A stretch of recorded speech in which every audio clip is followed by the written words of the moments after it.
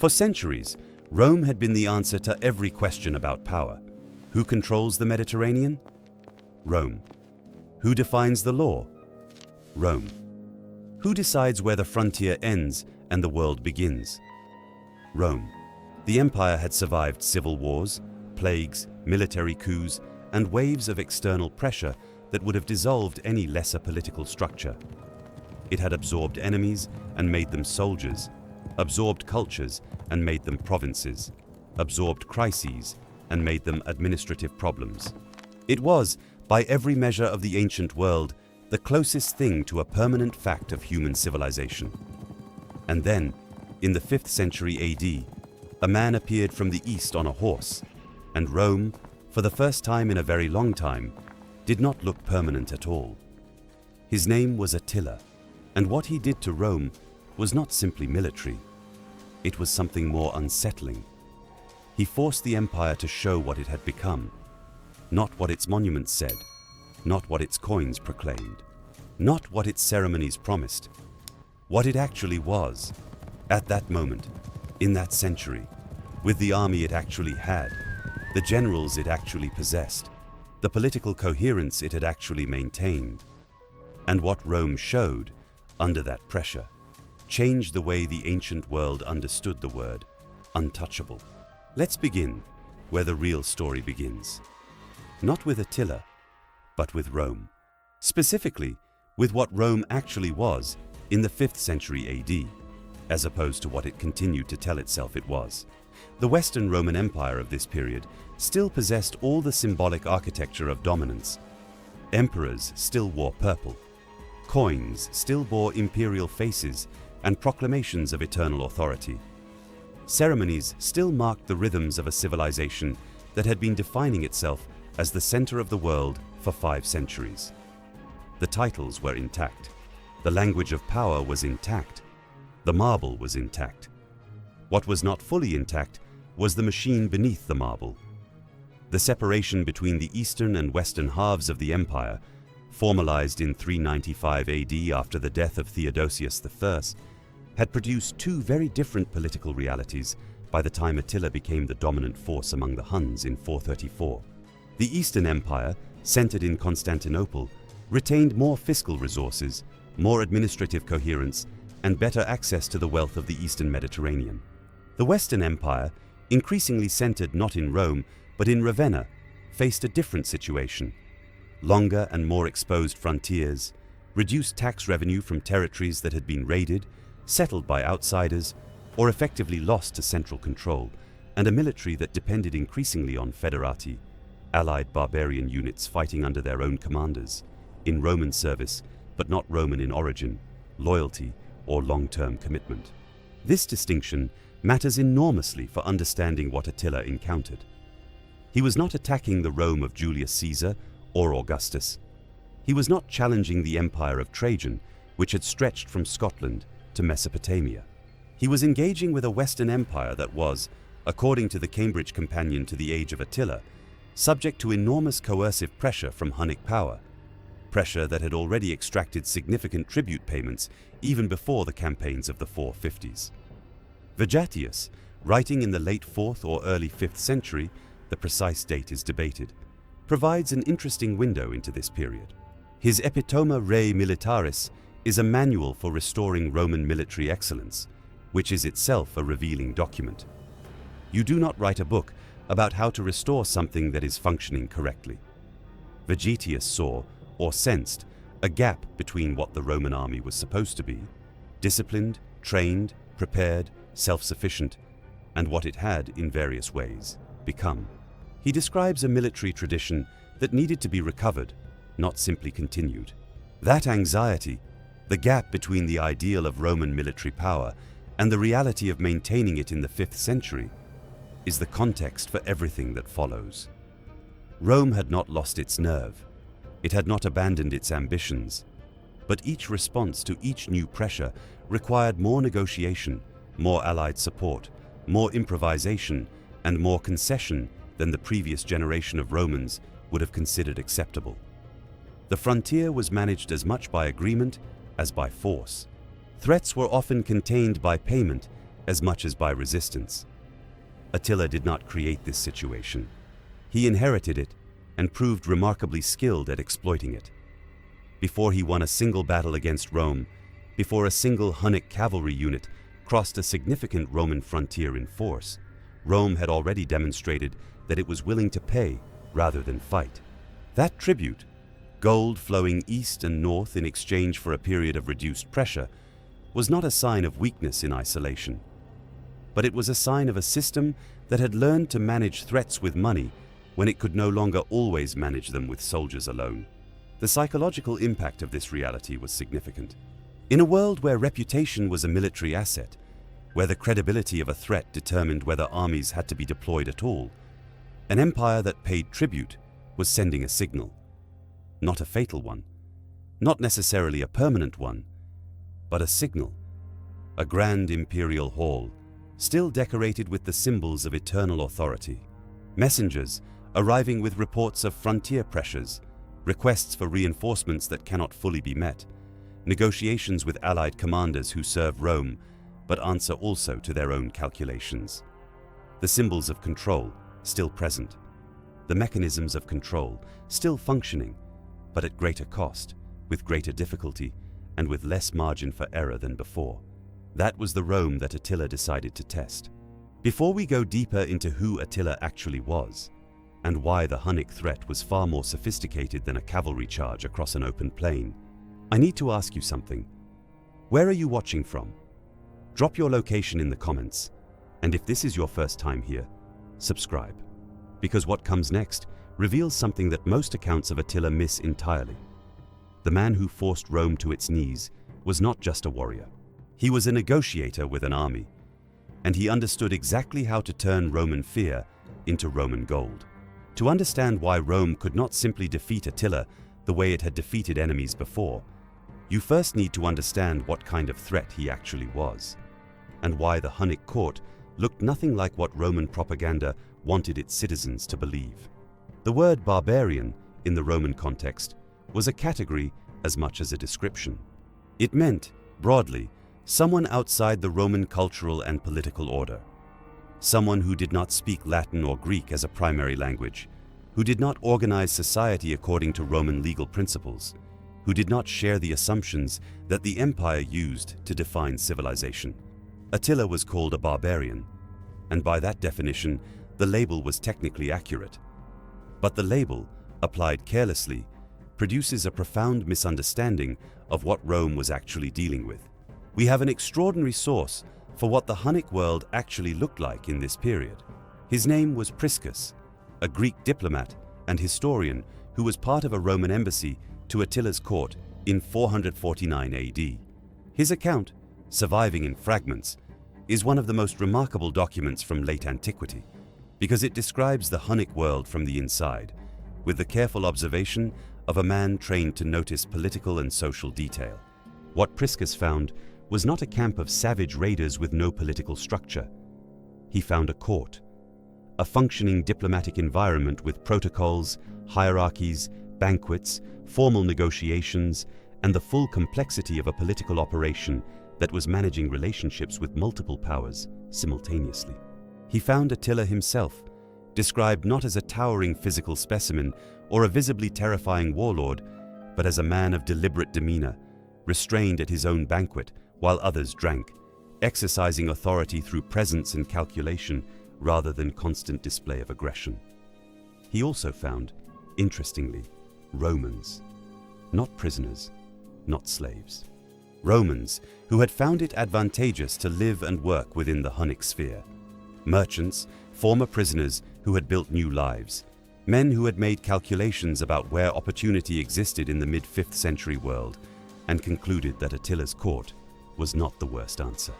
This portrait does not make Attila admirable. The violence associated with Hunnic campaigns was real, and its consequences for the populations caught in its path were devastating. But the violence was not random. It was instrumental. Attila used force the way a sophisticated political actor uses force, as one element in a larger strategy aimed at extracting maximum advantage, territory, tribute, prestige, concessions, from opponents who had other things to lose. The strategy can be summarized simply. Attila did not need to conquer and administer Rome. He needed Rome to pay, to fear, and to concede.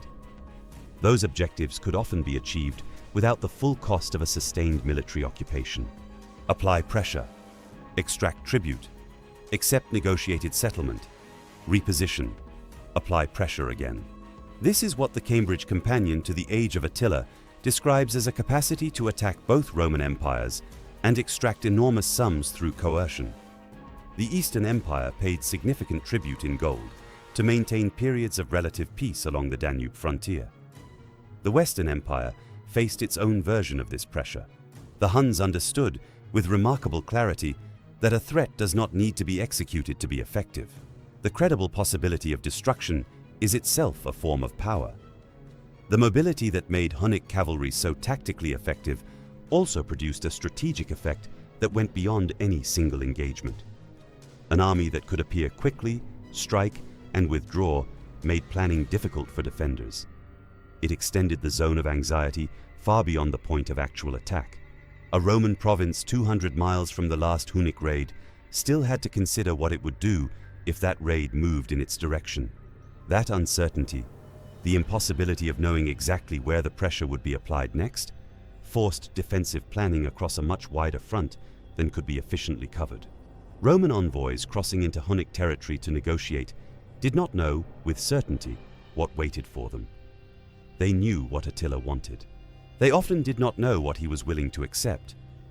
The negotiation itself was conducted from a position of structural disadvantage, not because Roman diplomats were incompetent, but because the man across the table from them had demonstrated a willingness to convert diplomatic failure into military action, and the Western Empire's capacity to absorb that action was already constrained. That is not the portrait of a barbarian chief operating on instinct and aggression alone. That is the portrait of a politically sophisticated actor who understood the leverage he possessed and used it systematically.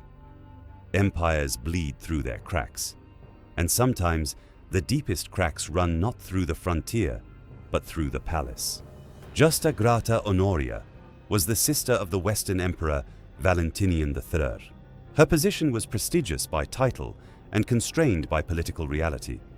Imperial women of this period were valuable as symbols and as instruments of dynastic alliance, but their personal autonomy existed within narrow limits defined by the interests of the men who controlled the imperial house. According to the historical record, Honoria found herself facing a marriage she did not want, an arrangement imposed for political purposes, as was standard practice in the imperial family. Her response to this situation was not passive. She sent a message, along with a ring, to Attila. The precise content of that message is not preserved with certainty, but the apparent intent was to request his intervention, his help in escaping the situation she faced. Attila interpreted the ring and the message, or chose to interpret them, as a formal proposal of marriage. And once he had established that interpretation, his next step followed with a certain brutal logic. He demanded Honoria as his bride, and as her dowry, he demanded half of the Western Roman Empire. The Britannica summarizes this episode as the basis for Attila's demand that Honoria and her inheritance be delivered to him. Valentinian III, predictably, refused. Honoria was confined, and the marriage she had sought to avoid was enforced. But the damage, in strategic terms, had already been done. Attila now had something more valuable than a genuine marital claim. He had a pretext, a diplomatic narrative, however constructed, however deliberately misread, that gave his pressure on the Western Empire a formal rhetorical basis. He was not simply raiding and demanding tribute. He was, by his own framing, pursuing a legitimate grievance. The emperor had denied him a promised bride and her inheritance. This framing mattered because it complicated Rome's response. A pure military threat can be met with military force, or with payment, or with negotiated settlement. A threat that has been dressed in the language of imperial obligation and dynastic right creates additional layers of difficulty. To concede was to validate the claim. To refuse was to provide justification for escalation. The Western court was placed in a position where every available response carried costs that a stronger empire might have managed more easily. The episode of Honoria reveals something about the 5th century Western Empire that no frontier battle quite captures: the internal instability of its leadership. A princess in the imperial household was desperate enough to reach outside the empire entirely, to its most dangerous current adversary, for relief from her domestic situation. Whatever her specific motivations, that act speaks to the pressures that existed inside the palace, not just outside the frontier. And Attila, with the instincts of an experienced political actor, recognized immediately what a ring from an imperial princess represented. Not a romantic overture, a weapon, a piece of leverage that could be attached to demands that had always been about territory, tribute, and power, and that could now be presented to audiences inside and outside Rome as something more. Great powers rarely attack for a single cause. They use visible causes to justify pressures they have already decided to exercise. The ring gave Attila a language. The campaign that followed had been coming regardless. In 451, Attila moved into Gaul. The campaign cut through the Roman province with the speed and scope that had come to define Hunnic military operations. Broad front, rapid movement, multiple targets, the generating of panic ahead of the actual military contact. Cities were threatened, some taken, populations displaced. The psychological advance of the Hunnic army, the fear that arrived before the cavalry, was itself a weapon. And Rome responded. The response was organized by a man who represents, in many ways, the last operational chapter of Western Roman military competence. Flavius Aetius was the Magister Militum of the West, effectively the supreme military commander of the Western Empire. He was a pragmatist operating in an impossible situation, a Roman general who had spent years managing the complex politics of a military establishment that depended on barbarian allied forces as heavily as on anything that could be called a Roman army in the classical sense. He had, earlier in his career, spent time as a hostage among the Huns, an experience that gave him an understanding of Hunnic military methods that few Roman commanders possessed. What Aetius assembled to face Attila in Gaul was a coalition, a force that bore the name of Rome but fought under multiple banners. Roman units alongside Visigothic warriors, with other allied contingents contributing to what was, functionally, a multinational military response to a threat that no single component of it could have managed alone. The battle that followed, at the Catalaunian Plains in 451, with Theodoric I of the Visigoths and Aetius commanding the combined force against Attila, was one of the largest and most violent engagements of the late antique period. The historical accounts describe enormous casualties on both sides, though precise numbers must be treated with caution given the sources available. Attila's advance was stopped. He withdrew. That withdrawal mattered. It demonstrated that the Hunnic army was not literally unstoppable, that concentrated resistance, organized effectively, could impose costs significant enough to change the operational calculation. Aetius had held the line. But consider what that line was made of. When the defense of the Western Roman Empire required a coalition with the Visigoths, a people who had crossed the Danube as refugees in 376, whose relationship with Rome had included the disaster at Adrianople in 378, who had sacked Rome itself in 410, something had changed in the structure of imperial power. The Visigoths were not enemies at the Catalaunian Plains. They were essential partners. Theodoric I died in the fighting. His people fought alongside Rome against Attila because their interests, in that moment, aligned with Rome's. That alignment was real, but it was also contingent. The same people who fought for Rome in 451 were building the political foundations of their own kingdom in southern Gaul. The boundary between allied force, federate settler, and successor state was narrowing in ways that the victory at the Catalaunian Plains did not reverse. Aetius understood this complexity better than almost anyone in the Western court. He had built his career on managing it. After the battle, according to later accounts, he made the decision not to pursue Attila's withdrawing forces in a way that might have destroyed the Hunnic army entirely, a decision that has been debated by historians ever since, with explanations ranging from strategic calculation to simple exhaustion of the coalition forces. What the Catalaunian Plains showed, ultimately, was that Rome could still win. But the conditions required for that win, the coalition, the allied strength, the specific political circumstances that held different parties together long enough to fight a single battle, were not conditions that Rome could reproduce at will. They were the product of a specific moment that could not be assumed to repeat. A victory that reveals dependence is not the same as a demonstration of strength. Rome had held. Rome had stopped Attila in Gaul in 451. And in doing so, Rome had shown exactly how it now had to fight. With allies it could not fully control. For a result, it could not fully consolidate. 1 year after the Catalaunian Plains, Attila crossed the Alps. The invasion of Italy in 452 represented a qualitative change in the psychological stakes of the Hunnic threat. Gaul was a province, important, costly to lose, but geographically and conceptually distant from the symbolic center of what Rome meant as a civilization. Italy was different. Italy was the peninsula that had given Rome its name, its mythology, its founding stories.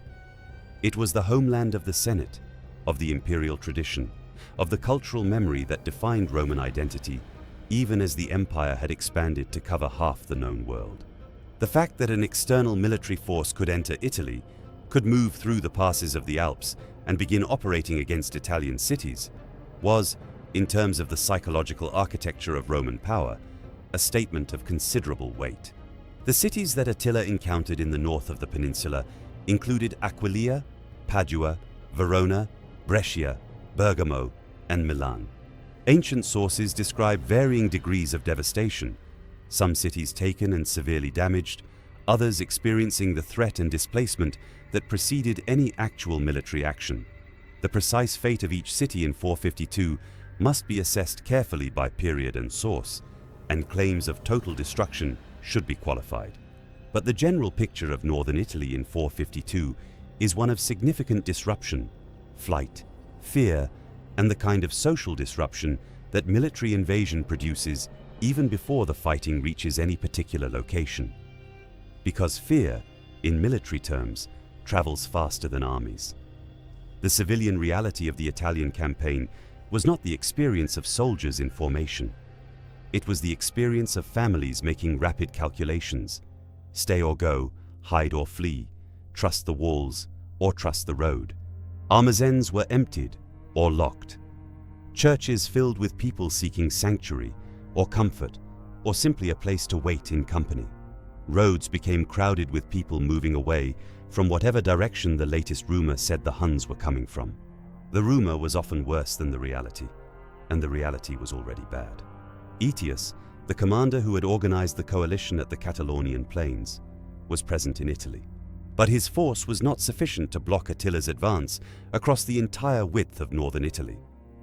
The geography of the campaign, the mobility of Hunnic forces, and the military resources available to the Western Empire at that moment combined to produce a situation where the defense was reactive rather than preventive. Rome could not be everywhere. The Britannica records that famine and pestilence in Italy contributed to the Hunnic withdrawal before Attila's forces crossed the Apennines toward Rome itself. This is important context. The campaign of 452 did not reach Rome. Attila withdrew from northern Italy before penetrating deeper into the peninsula. But the causes of that withdrawal were not singular, and they were not primarily military in the conventional sense. Famine and disease affected armies of this period with devastating efficiency. A force moving through a territory it had disrupted, raiding food supplies, displacing agricultural populations, straining its own logistical chain, could find that the territory's productive capacity had collapsed ahead of it. The Hunnic army that invaded Italy in 452 was large, mobile, and experienced. It was also operating far from its supply base, in terrain that had been disrupted by its own passage, in a season and conditions that combined logistical strain with the biological realities of disease in concentrated military populations. Add to this the diplomatic mission that was organized to meet Attila, which we will examine in the next chapter, and the picture that emerges is of a withdrawal driven by multiple converging pressures, not a single cause. The emotional truth of 452 was this: an Italian city at nightfall, with the gates closed and the roads full of people moving away from the smoke on the horizon, was experiencing something that Rome had spent centuries making its citizens believe could not happen. The fear that arrived ahead of Attila's cavalry was itself a demonstration of how much had changed since the days when Italy was the protected core of an empire that had its wars at its edges. Great systems rarely break under a single blow. They break when simultaneous pressures, military, logistical, psychological, economic, diplomatic, exceed the capacity to respond to all of them at once. In 452, northern Italy experienced that kind of compound pressure, and the Western Empire, managing it with the resources it actually had rather than the resources its titles implied it should have, survived, but at a cost that could not be fully accounted for in any single document.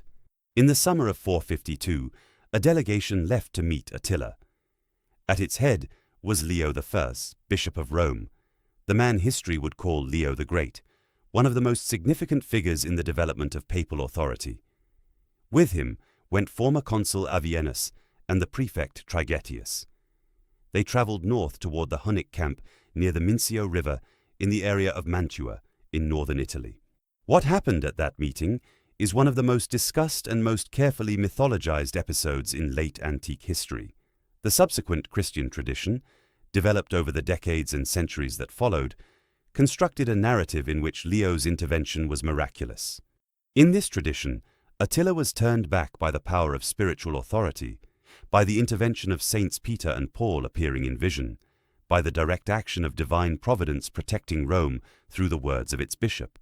Raphael's famous painting in the Vatican, created more than 1,000 years after the event, places the scene in a setting that the Vatican itself acknowledges differs from the historical location, situating the encounter in a more dramatically Roman environment while surrounding Leo with apostolic visions.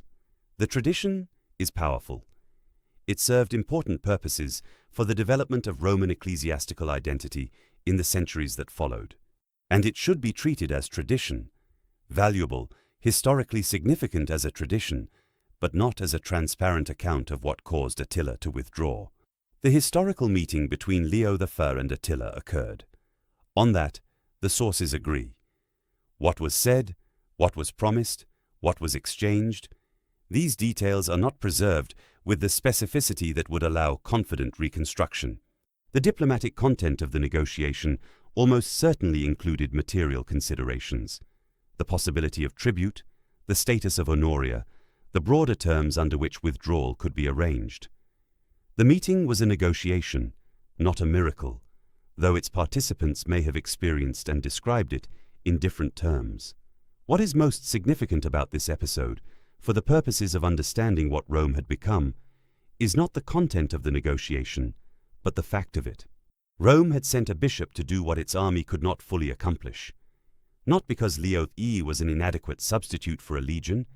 He was operating in a domain of authority where military force was not the primary instrument, but because the combination of military pressure, logistical strain, disease, and diplomatic necessity had produced a situation in which the most effective Roman response available was a delegation rather than an offensive. The Western Emperor Valentinian III did not ride out to face Attila.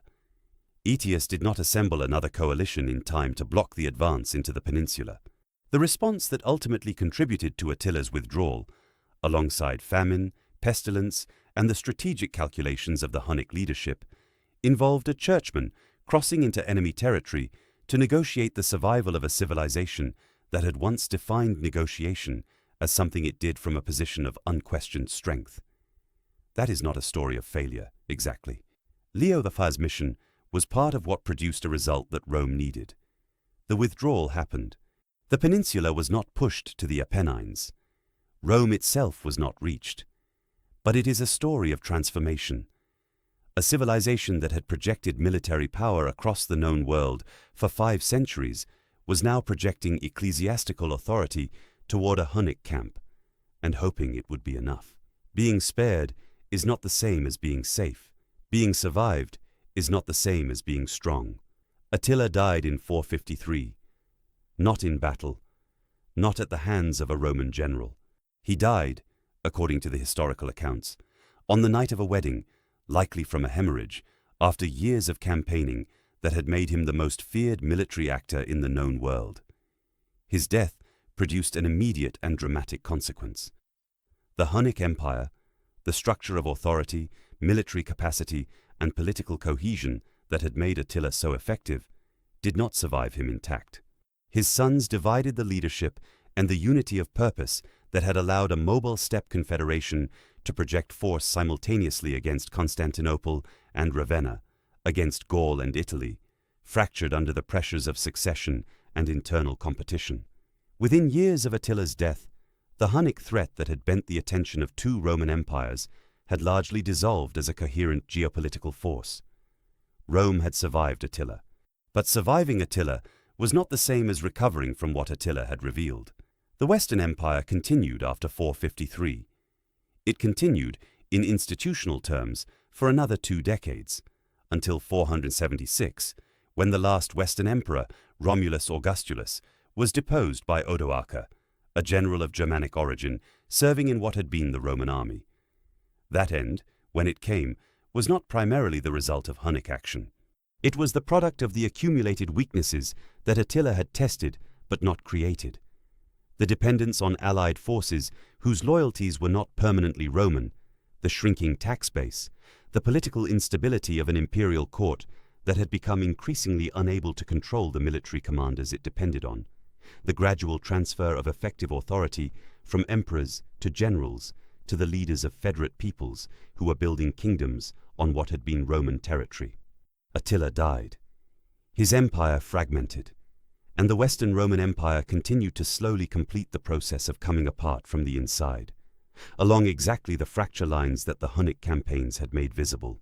The death of Attila in 453 and the assassination of Aetius by Valentinian III in 454, a decision that reportedly prompted the observation that the emperor had cut off his own right hand, together removed the two most significant figures of the crisis period within a year of each other. What followed was political instability, continued pressure from successor powers, and the gradual narrowing of what the Western Empire actually controlled until the formal end in 476 was less a dramatic collapse than a recognition of a reality that had been developing for decades. Attila had not caused all of this. He had not built the structural vulnerabilities of the 5th century West. He had not created the dependence on federati, the fiscal pressures, the political instability, or the loss of provincial control. These were products of deeper processes that preceded him. What he had done was apply concentrated, sustained pressure to a system that those vulnerabilities had already weakened, and, in doing so, force that system to demonstrate its condition in public, in military campaigns across Gaul and Italy, in a diplomatic meeting near Mantua, in the face of terrified civilians in northern Italian cities. Rome was not knocked down by Attila, but Rome could not look at itself, after 452, with quite the same confidence it had maintained before. The pretense of untouchability, which had been, in the 5th century, already more pretense than reality, was harder to sustain after a Hunnic army had raided Italian cities and an imperial delegation had gone north to negotiate with the man who ordered it. The real danger is not always the strong enemy. Sometimes it is the discovery, late and at great cost, that your structure only looked solid because it had never been tested quite like this. Rome did not fall in 452. Attila did not take the city. He did not march through the gates. He did not end the Western Empire. What he did was something in some ways more consequential. He forced Rome to show the world, and itself, exactly what it had become. Not the Rome of the marble forums, not the Rome of the legions that had once moved across 3 continents with something approaching mechanical efficiency.